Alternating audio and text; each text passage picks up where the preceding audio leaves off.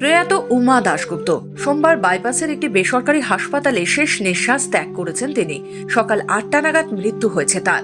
প্রয়াত সত্যজিৎ রায়ের পথের পাঁচালী দুর্গা বিভূতিভূষণ বন্দ্যোপাধ্যায়ের কালজয়ী রচনার পথের পাঁচালীকে পর্দায় নিপুণভাবে ফুটিয়ে তুলেছিলেন সত্যজিৎ রায়। দুর্গার চরিত্রে ছিলেন উমা দাশগুপ্ত। কিছুদিন আগেই শোনা গিয়েছিল নেই পথের পাঁচালীর দুর্গা।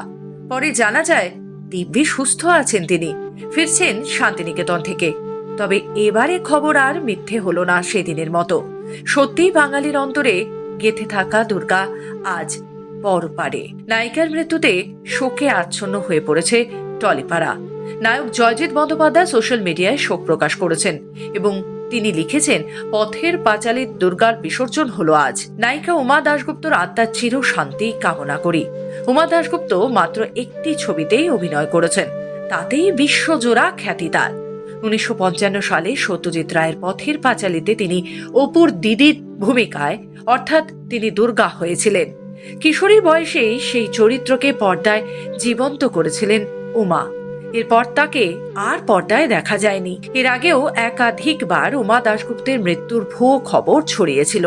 শোনা গিয়েছিল তিনি নাকি বৃদ্ধাবাসে থাকেন।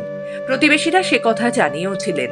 ছোটবেলা থেকেই থিয়েটার আঁকড়ে বাঁচতে চেয়েছিলেন উমা। পরিবার প্রথমে রাজি না হলেও পরিচালকই অনুমতি আদায় করে নেন। পথের পাঁচালীর পরেও বেশ কিছু ছবিতে কাজ করেছিলেন তিনি, কিন্তু বাঙালির কাছে উমা দাশগুপ্ত আদরের দুর্গাই রয়ে গিয়েছেন।